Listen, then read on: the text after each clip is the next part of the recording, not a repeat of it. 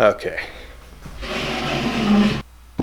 That is the world record sized rock bass. I said that weird. That's how big the world record rock bass was. It's my hand for comparison. It's a big rock bass. According to the IGFA, is that what it's called? The International Game Fish Association, Peter Gulligan and Herbert Ratner Jr. both caught a 3-pound rock bass. One was in Canada, Ontario, and one was in Pennsylvania. Peter's was 13.5 inches long. Caught it on Zebco with a MEPS. And Herbert's was 16 inches long. God dang it, I didn't know that. We're just gonna make the 13.5 inch long one. We're not gonna go 16. Just accept that. I don't want to make that big of a lure. Peter has a picture too, so it's more authentic. Smoking a pipe, holding a world record rock bass. Look at that fella. This will be the biggest bait that I've made for YouTube. Yeah. This will be the biggest bait that I've made in a YouTube video so far. It's time for the best part of every video. Fun facts. The way to distinguish a rock bass is right on the anal fin. They got 6 spines instead of only 3 anal fin spines. Rock bass are native to East Central North America. Native to the St. Lawrence River, or the Great Lakes system, upper and middle Mississippi River. I live in eastern Iowa, so they are where I am. The world record was caught in Pennsylvania, so you probably by now have a pretty good idea of where these fish are located.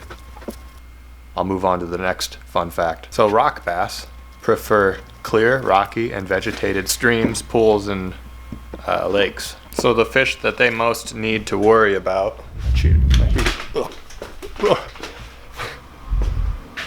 My heater's about to turn on. I've got to shut it off. A lot just went down right there. So rock bass's biggest predators are pike, muskie, bass, and walleye. They tend to compete with smallmouth bass for food. And of course they're carnivorous. They're a little crazy panfish. They're a pretty strong species. They don't need any conservation. They have a very stable population, apparently. I don't see a lot of them where I'm at. It might just be my specific location. I don't catch very much. I don't think I've ever caught one, actually. I probably have. But I've just mistaken it for something else, like a green sunfish or something. Yeah, it's a very plain, average, not much to talk about fish. Oh, I didn't even go over the size. Their average size is between 6 and 10 inches. So this 13-inch one is big. I got a feeling, you guys saw the picture of, what's his face? I can't remember the dude's name, but that fish was not 3 pounds. It seemed a little small to be 3 pounds. I don't want to sound like one of those dudes that just hate on everybody's fish that they catch, but it looked like, you know, the record is probably closer to what 16 was the other record, probably closer to that, weighing 3 pounds. On Wikipedia here it says that the maximum recorded length of a rock bass is 17 inches. The maximum recorded weight was 1.4 kilograms, 3 pounds. Let's just pretend the record's 13, okay? Fun facts are over.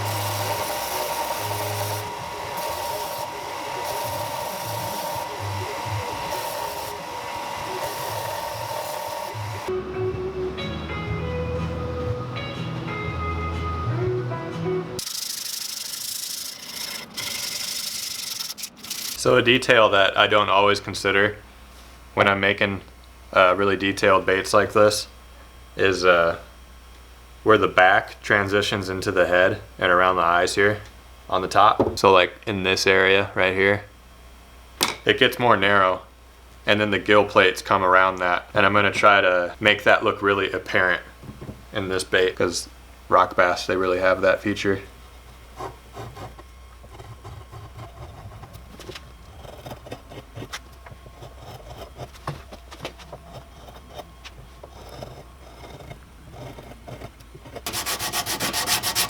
That's a good start. I'm just going to smooth everything off here, and when the time comes to carve more detail into this and sharp lines, I'll follow the curvature that I made here, and it should look pretty realistic, I think.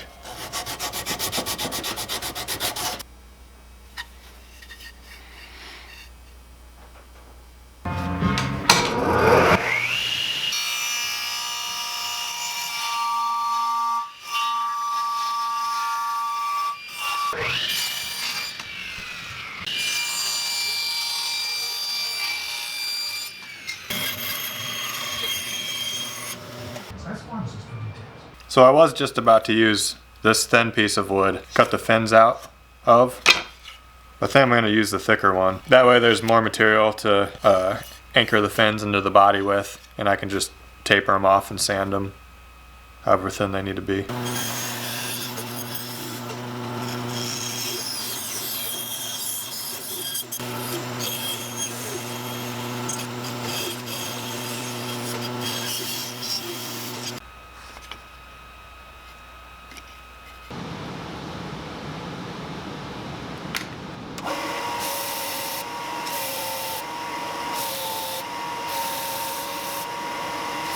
Just trying to work the fins down on the ends to that center line.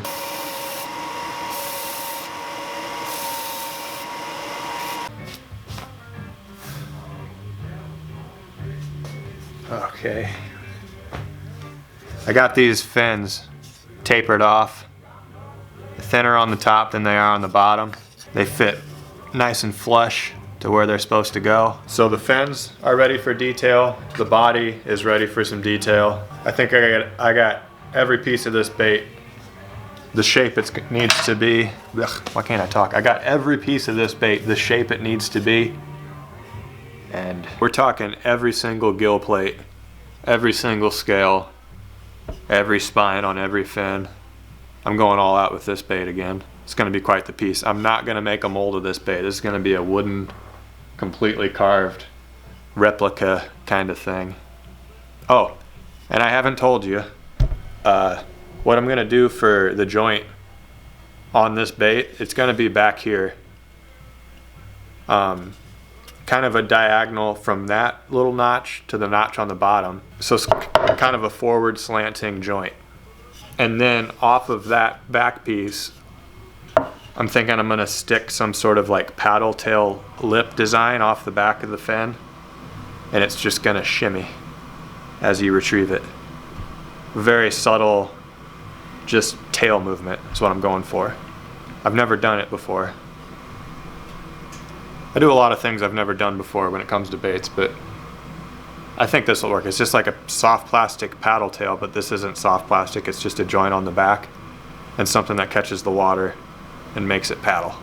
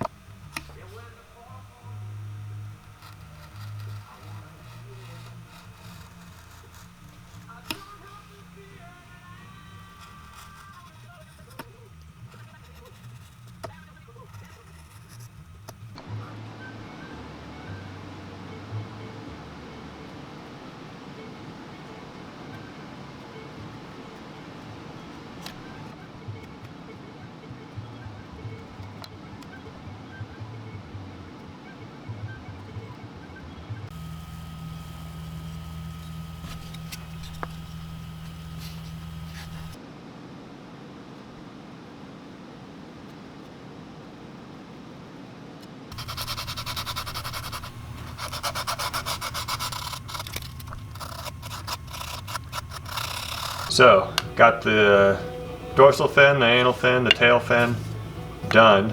These are ready to go. Just got to do the side fins and the pectoral fins. Actually, the pectoral fins are done. Because what I'm going to do for those are, I have this mold made already. This was from the long-eared sunfish. I'm going to use the pectoral fins from that on this one. They're the same size and they look really, really similar, so work smarter, not harder.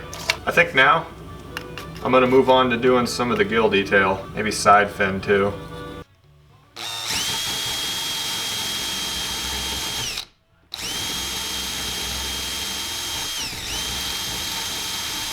This is a pretty dangerous tool to be using. Not like for my fingers or anything, but for like skipping over the edge here and really screwing up your work. Pretty hard to control, but I want to get this kind of hollow looking. I don't want just a flat cut off right here because that's not very realistic. See, it's dangerous. I don't even know what these are called. A patron sent these to me, and a bunch of different shapes. They definitely remove material, that's for sure.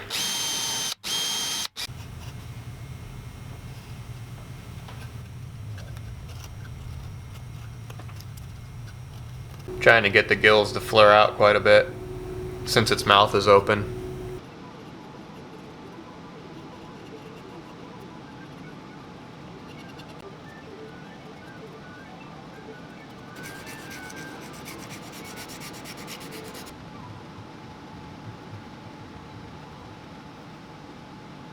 Just deliberated over the shape and the placement of that fin for like 20 minutes, but we got it. I'm gonna transfer it to the other side and start working on it. So far, this is definitely the most realistic thing I've made in my life so far. Like with the shape, all of the curves. I don't know what got into me, but this is looking good.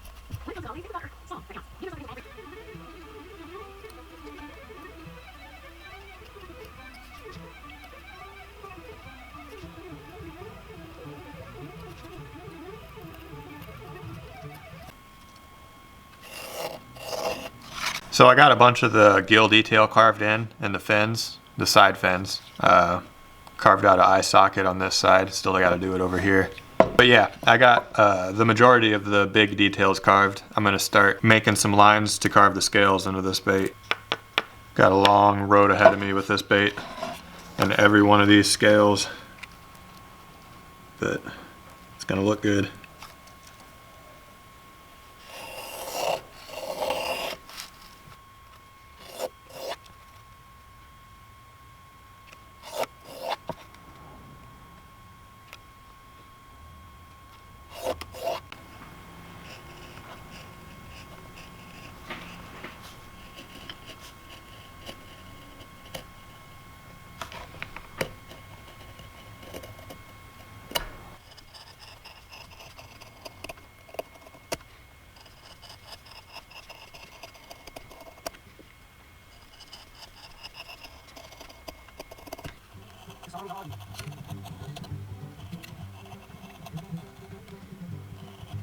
We might as well go outdoors. But you know we've been through this before. Can't let them go in whatever we're outside. So I'm trying to be really careful with this bait and not get carried away with taking too much off of these scales when I'm carving them. I think that's the main thing about carving scales with me that I mess up, and it ends up not looking as realistic as it could have. All it needs is a little bit like that. Just a little bit. Sorry, I haven't talked to a camera in a long time, and I'm kind of in a brain fog from scoring all of those lines. And I'm using a really new thing. It has a really fine tip blade on it, so I can just get the point in there and take off a little bit. Not a lot.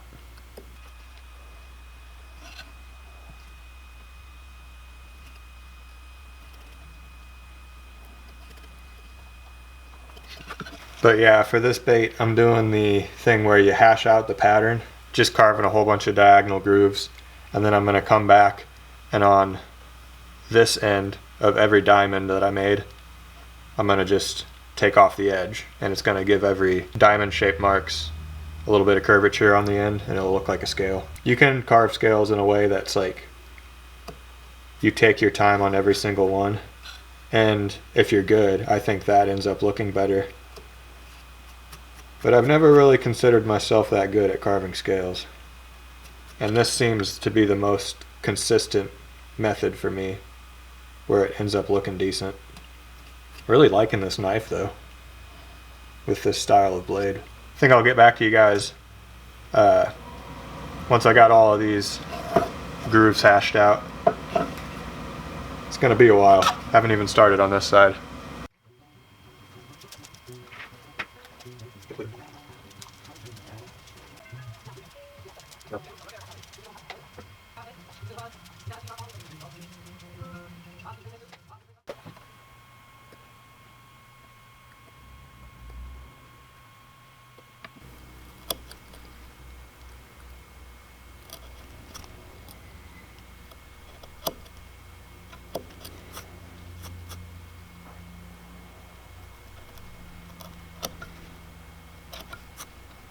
So it's the next day, and I've gotten to the point where I'm taking the edge off of every one of these scales and rounding them over. Hopefully I'll get the rest of this done today. Move on to some more simpler steps. This takes so much patience.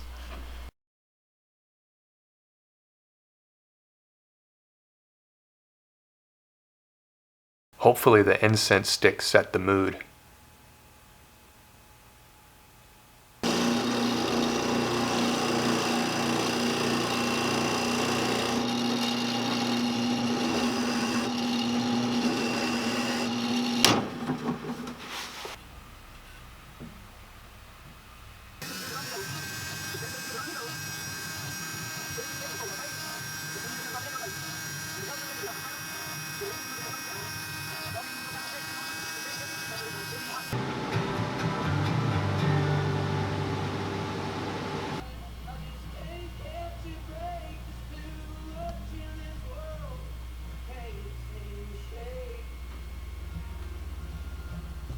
Now, I got every scale carved, every gill plate, fin. I still got some carving to do in the mouth. I'm gonna get that done right now. And then after that, cut this joint, get all of that sorted out, like what kind of joint it's gonna be, the angles of the cut and everything. Then glue the fins on, top, bottom, mold a couple of these. I have a mold of these. And then I can finally seal the wood and get it ready for painting.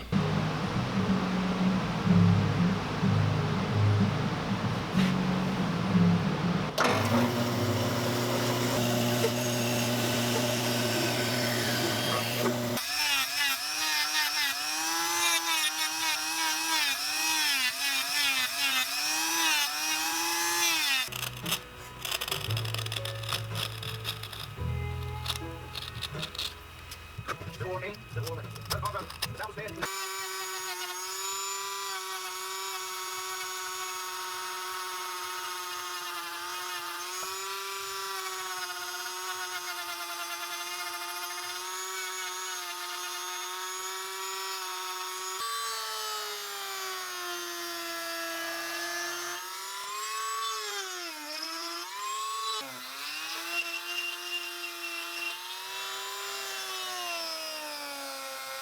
pretty much just burning a hole into the bottom of this bait until these fins fit. This bit's really dull and it's just burning the wood, but gotta work with it. That's all I got.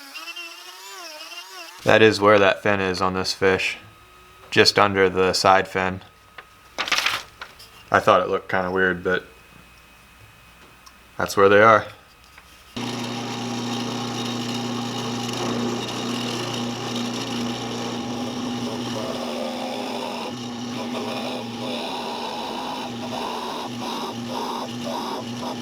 Yeah, this bait's gonna need a lot of lead.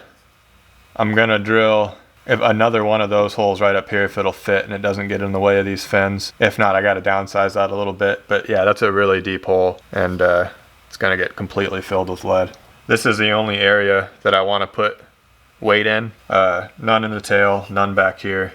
Just right in the belly for it to sink belly first. And just have its tail flap in the back. Yeah, I think that'll fit. Yeah, it's not even close to those holes.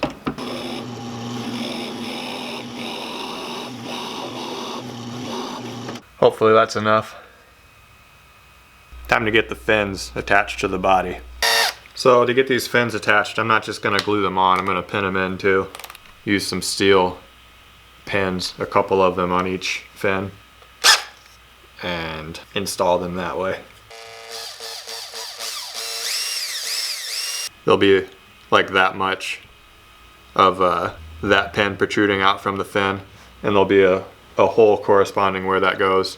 That'll give it a lot more structural strength, and it won't just be depending on the point of contact where the glue is to the body. It'll have some stability running up through the fin too. Not that it really matters because this is more of a display piece, but maybe it could withstand some abuse or a mistake, like if someone drops it or something.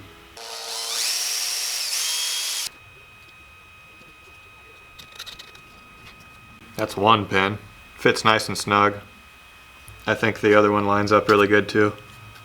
That looks good.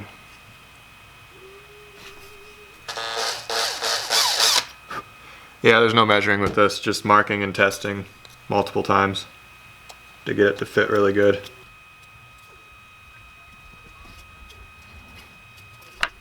So those pins are ready. I'm gonna do that to the bottom fin here. I'm gonna glue everything on. I'm gonna fill the seam with super glue and baking soda too, and keep chugging along with this bait.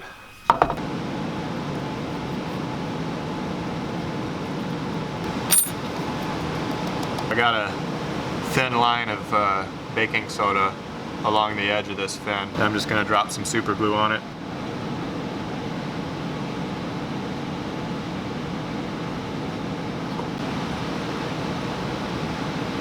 Okay, we have made it to the point where we are going to seal the wood on this bait. Got those two fins installed, and now before I go any further, this wood needs to be sealed because I'm going to install the hardware after that. I'm going to weigh the bait, seal that over, and paint it. I haven't opened this in a while.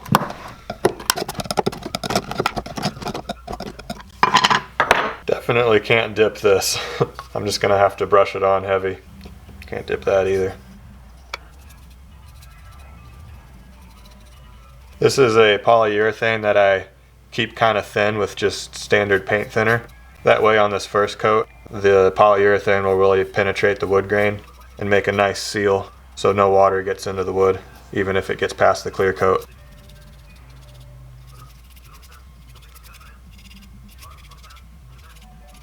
Now I gotta stand here for a little bit, wait for this stuff to stop dripping so I know that I'm not going to have a significant ugly drip off the bottom. This one's going to drip for a while. Probably get back to you guys once this bait's ready to weigh and put some lead in it.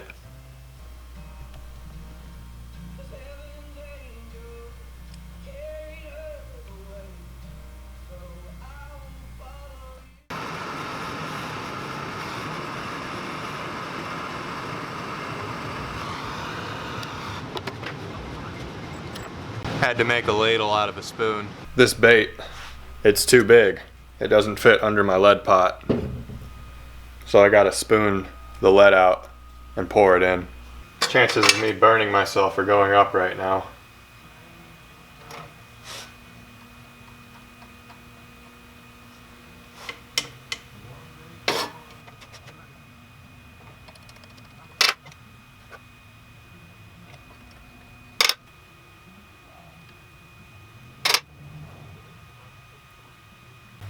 This feels incredibly heavy now.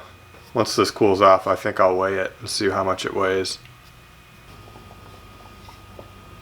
Yeah, it still floats a lot. 22.5 ounces like that.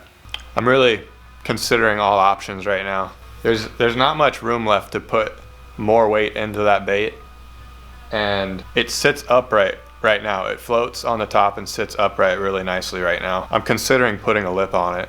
I could just leave it top water and do the thing that I was gonna do. I was gonna take a jitterbug lip and attach it to the tail just like that, and that would be the thing that catches the water and makes the tail flap. And that could happen, like I could leave this bait as a topwater, sitting upright, really stable right now, and the tail just splashes on the top, which now that I just explained that to you guys, it's sounding pretty good. That's a pretty good idea. Problem solved. This is baking soda. I'm just gonna pour super glue over it once I get it how I want it.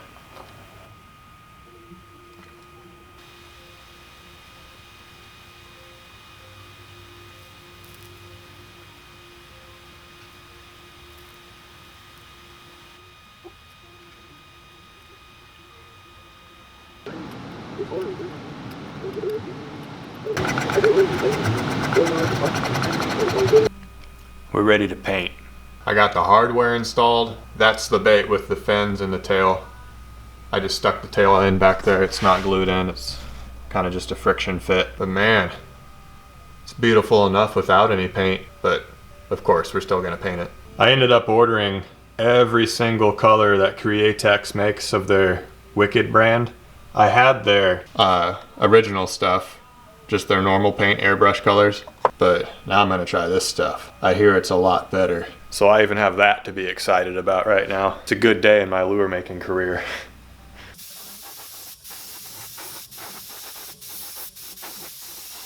So I'll be doing just a thin coat of white, and then I'm gonna go back over that with some black, probably like a light detail black.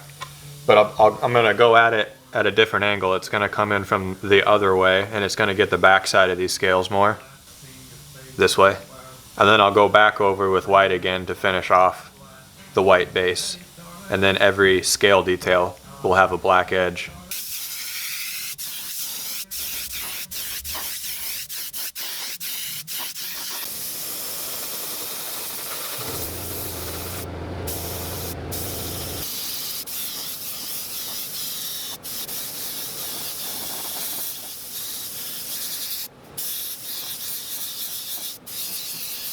If you've got airbrushing to do and you're trying to decide between the normal Createx paint and the Wicked's like $2 more, but I didn't know airbrush paint could be so like, you know, not give you any problems. Because like pearlized paints from the normal stuff is just, it can be a nightmare to shoot. It can clog your airbrush like that, and you got to spend 5 minutes cleaning it before you can continue. But I've just kind of been taking some off and shooting them and seeing what they're like, and they're all pretty much the same, just nice, thin, user-friendly paint, airbrush paint. Get the Wicked stuff. And no, I'm not sponsored. Or I'm not doing a promotional for them. I bought all of those because I heard they were good, and they are. Okay, I got the black on the back of these scales and all over the face of them too. I got to go back over it with some white in this direction, and then we can get into some colors for this rock bass. I got the picture I want too. We're gonna go for something like that.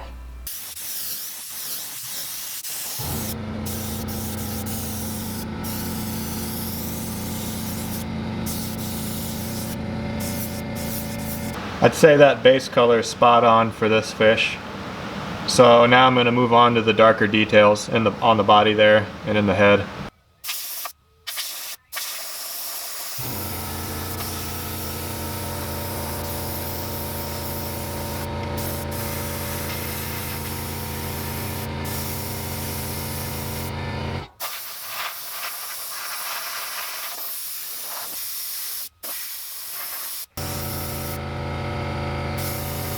That's a pretty good start for now.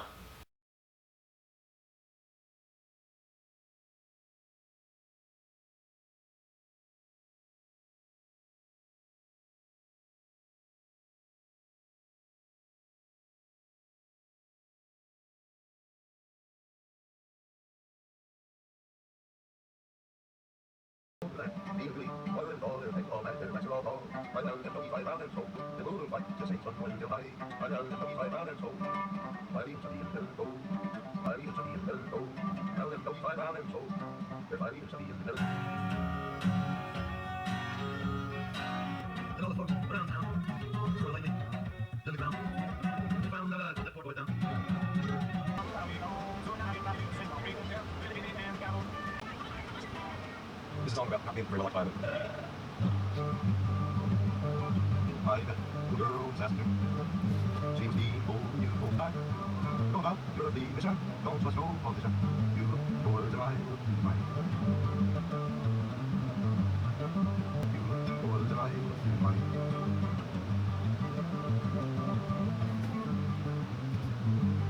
So I just put all that black detail on there.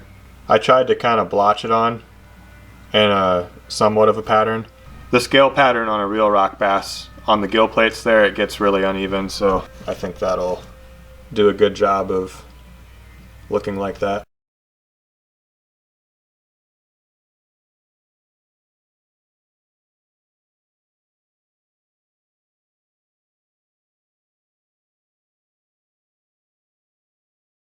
So that's a lot of good contrast right there. I think going back over that with some color is gonna kind of make that not look so jagged and unrealistic. It'll smooth it off a little bit like that, and I think that'll look good. Whole thing's looking really good. Just got some kind of flesh tones and pinks to put in here. Still got to finish up this fin. We're almost there. Okay, a few of these processes I did off camera. I kind of recolored the fins here. I made the tips of them black. Kind of went back over all the fins again with some raw umber, which is I think kind of a greenish tint, but it's really, really dark. And yeah, I just wanted to darken the fins up a little bit. I think they're perfect now. I got the side fin how I want it. I went back into the gills with some white. I did a lot, actually, to pretty much everything.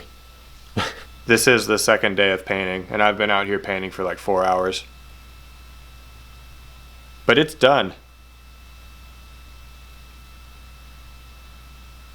Yeah, I think it's done. It doesn't feel done. I always feel like there's something more to do, but it's done. Next, I need to glue on the eyes. These are the eyes. I made these by, I bought a silicone mold from the craft store, and it's just like it's a mold of a bunch of little half circles. Filled that with some Envirotex epoxy resin. I didn't fill it up all the way. I left a couple millimeters of space. And then I painted the pupil and the iris, and then I added some pigment to some more resin, and then I poured that over the top to make this eye, which I'm gonna glue onto this bait. Oh, that was too much. Where's my Q-tips? Ran inside and got some Q-tips. Okay, that'll do.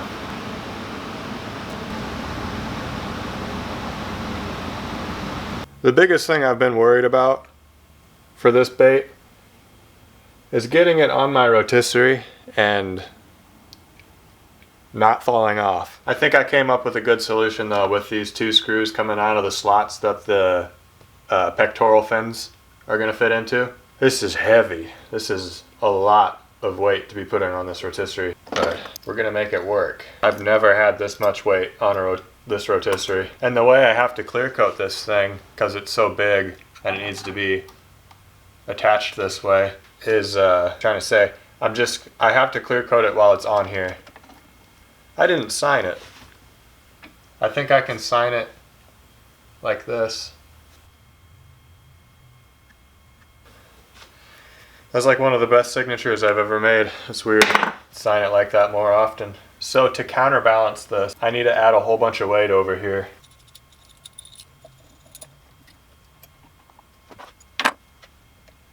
That's perfect. So it's perfectly balanced with all of these clamps on this side. I'm gonna reinforce my rotisserie because it's really wobbly. One sec. Didn't get it on camera, but that just completely fell off while I was adjusting it. Bait's okay though. Okay. I'm gonna clear coat it. It looks balanced and ready to go. So, I don't have enough clear coat. It's 10 o'clock at night right now. I can't go pick some more up, so I'm just gonna have to put this off till tomorrow. See you guys tomorrow.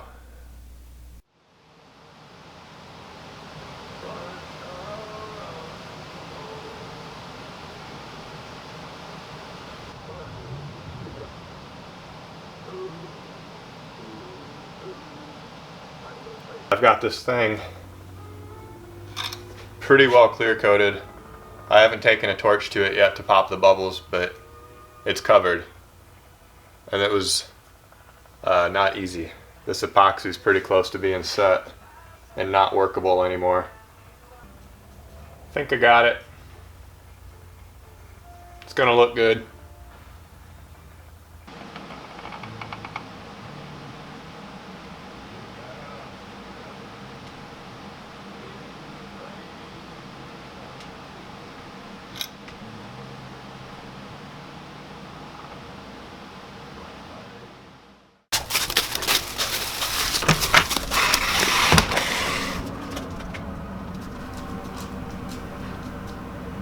Got to get this thing put together and see how it works. So I just glued these two in. They're in there. Now I just need to glue the tail fin piece into the body. I'm just going to fill these two holes up with glue and shove these two connection pieces in.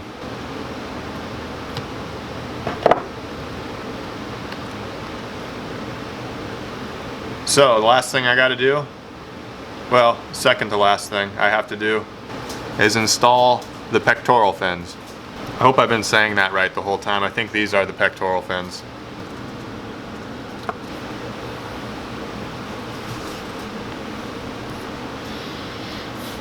The actual last thing I have to do is drill some holes in the back of this tail and install that jitterbug lip I was talking about earlier.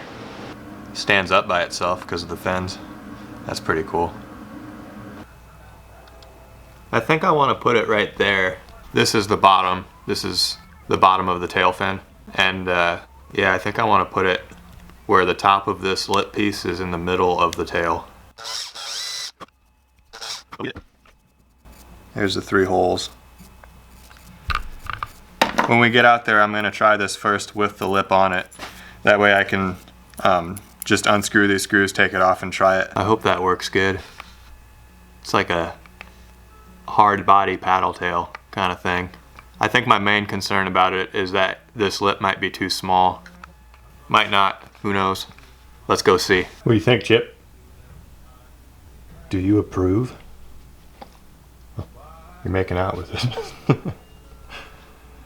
I think Chip approves. A little too much. Let's go, Chip. I have it center focused, right? Yep. Okay.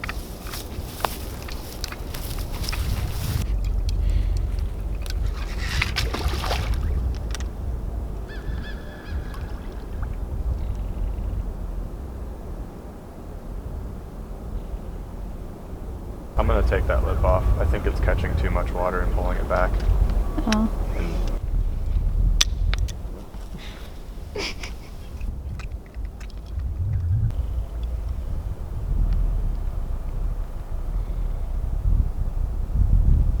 It doesn't want to do much.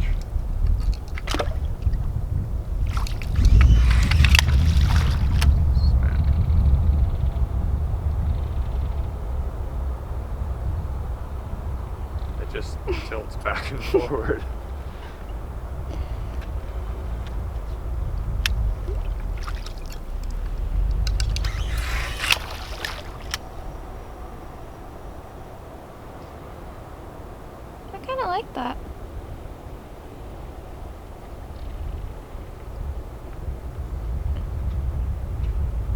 amazing action.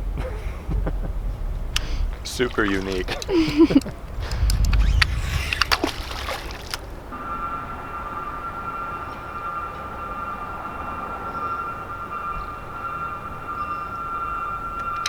What is that?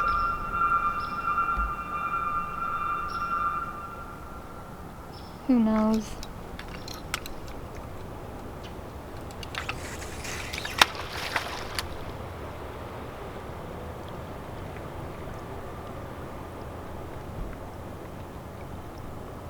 It is interesting. You know, some things are just meant to be looked at. I think this is one of them. Yeah, it just doesn't work very good.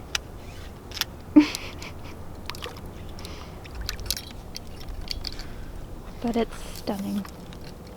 Yes.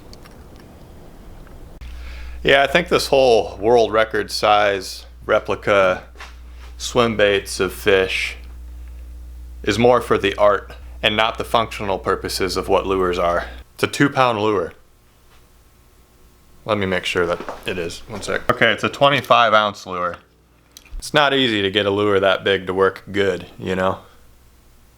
It had a little, I suppose anything that's taller than it is wide with just enough weight at the bottom for it to sit upright is going to do this when you retrieve it on the surface. It did that, but the tail fin, it didn't really move much. Even with the jitterbug lip on the back, all that jitterbug lip was doing was pulling the back of the tail fin back, and it wasn't doing this, it was just pulling on it. But you gotta learn. I don't really know all too well how to make these really, really big baits work. So I'm just trying different stuff. And in the meantime, trying to make them as pretty as I can. That's the main reason I'm doing this series of baits. Maybe the next one I do, I'll have a good idea that will work for it. Next video, we're gonna make something that is practical. I'm excited for that. It's gonna be a practical lure, but it's not practical for winter, but I'm still gonna try to catch a fish with it after I make it. I might make multiples of it too. I'm ready for it. Like, after making these giant baits that take weeks to get done, I'm really ready to make just a smaller, more practical lure and try to catch some fish. So I'm gonna go hang this beautiful thing up somewhere, and it's on to the next bait. Is that cringy?